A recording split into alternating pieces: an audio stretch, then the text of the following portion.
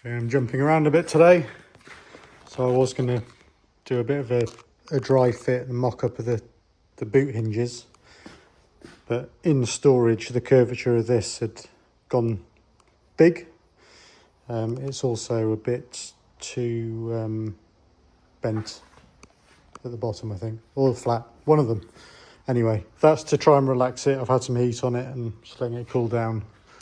And also I'll probably end up having to clamp it onto the body to get the fit nice. And obviously I've been playing with the position of the hinges, like I said last week. But I think I need to put the framework to support the rear of the body in first.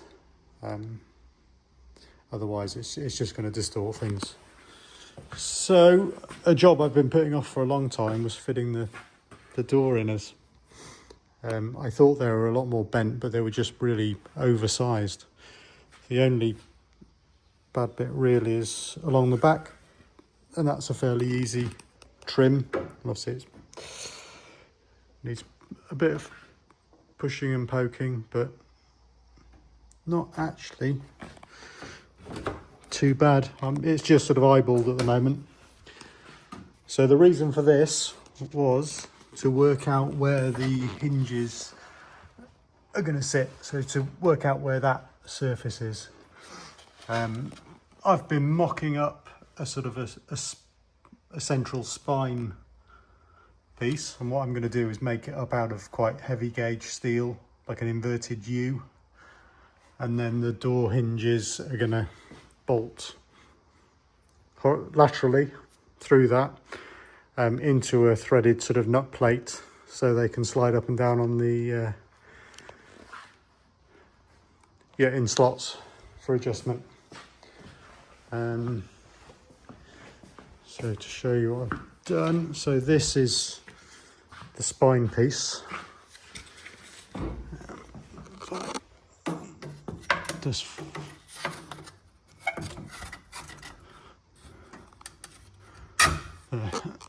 so you can see up there, that's a nice snug fit, just to template it up. And so the door hinges, so I'm still having a play with the Model X hinges. So this piece is going to get in the way, so that's going to go. I need that to droop down a bit, so this is all upside down, if that doesn't make sense. I need that to droop another 5 degrees or so, and for it to go up to match the door mounting face, like I explained. So this bit is going to go right up as close to underneath the roof as possible. So, mocking up this block of wood, a 10mm spacer and a doorstop just happens to add up to exactly what I need to do. So you can see I've taken a chunk out this piece of the Model X hinge. And next I'll clean it up and tack it before I go mad with chamfering to get a really good weld in. But that should do the job nicely. They're really chunky hinges. They're obviously designed for this sort of purpose. Nice bushed moving part. So yeah, so I'll carry on playing. And a couple of heavy tacks later, you can see that's the original, and then that's the modified one. So wait that to cool down and mock it up in position, see how it looks. Okay, so one of these came up on AliExpress. So this is a digital set of gauges, so this will be plug and play for the Tesla information. And what I'll do is 3D print up some bezels that go through the front of the dash. Over here. So they'll sit behind the dash there. And they look about the right size to me. So I think that might work quite nicely. So I'll plug them into the car and see what they look like. one of the benefits of not having a dash top and a body. That was a piece of cake to put that jumper into the autopilot ECU, and plenty of space to get that over to the new position of the dash. Right, quick look see. So that's plugged in, set it up to English. I think with the suitable bezels and that hidden back, it's about the perfect size, to be honest. You can select various screen display modes.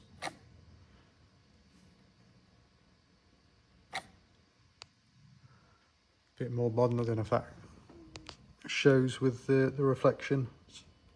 Bit of a background wavy pattern. So I think the bog standard classic black with a black car, so it's not so obvious.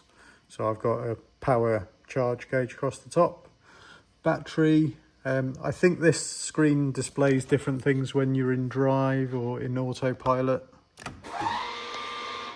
Oh yeah, there you go, so that's in drive. I wonder if it does anything in reverse.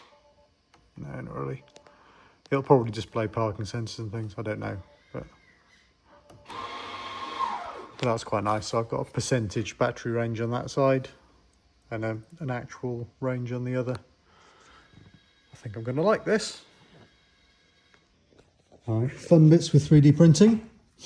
So this, the front piece, I was just trying out some silk PLA. Apparently it's sort of a chromey effect, but I think I'll reprint this in black and just do the outer sort of bezel bits in chrome, or maybe even paint them metallic silver or something. Anyway, so that's the front piece. So that's what you'll see. You've got this piece that will lock that in place. And because I can't do this with one hand, basically the screen, I'm going to take off the column bit, and that will locate in those sort of ears, and I'll probably end up just gluing it in the back. But obviously the actual dash isn't going to be this fiberboard, it'll be probably 2 mm or something like that. So thicknesses and things aren't quite right, but this is good enough for mock-up and just to see what it's going to look like in the car. Make sure it all clearances under the dash top as well. Right. Okay, that's, as I said, assembled, just hot glued in for the moment. And then round to the front. Let's see how it all fits in the car. I will have to probably cut this down at some point, but as you can see, there's a bit of a PCB there. I'll just make sure I'm happy with it all before I start irreversibly destroying it, but I'm sure it'll be fine. It's hard to get an appreciation from the exact driver's view, but that's more or less what I'm getting. So it is a bit recessed, but I think it's okay. It's kind of a cross between the Gullwing and the Roadster. The Roadster had quite a big sort of rectangular bit in the middle. So it's a nod to the classic, but still keeping it so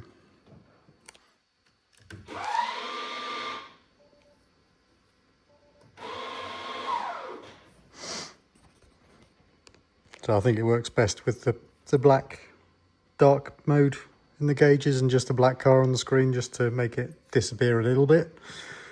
A bit less obvious that it's a Model 3. But, yeah.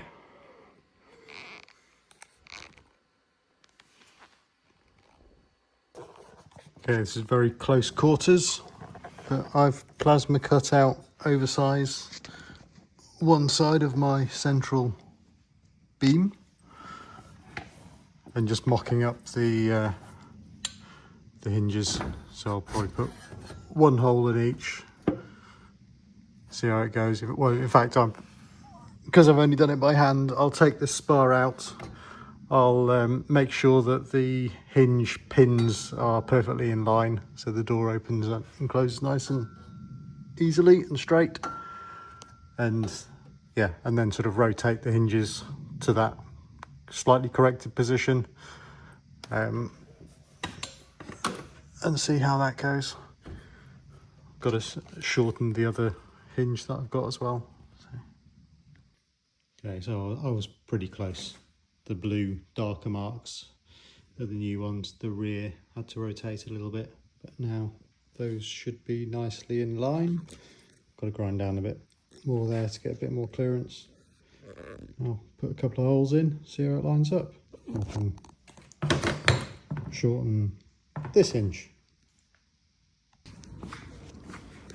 Okay, so that's the driver's side. Just on the top bolt holes in it. See, in the end I'll have a captive plate with much oversized holes, but I always prefer to start snug. This gives me a bit more flexibility later on. So they are nicely lined up on a plane. So I know the doors aren't, but I'll work around that.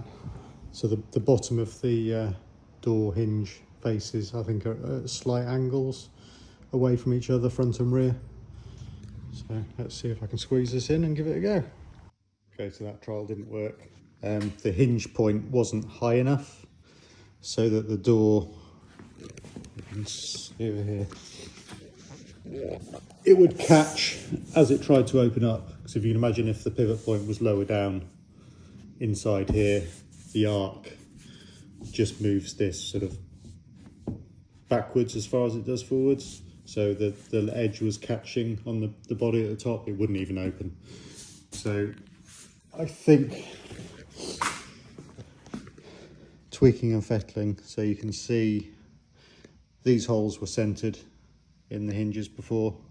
I've trimmed the top as much as I can to get the pivot point right as high as possible, and fitting it like this as well. This actually becomes central to the spine, so I'll have to build some structure off this to stiffen it up and around it.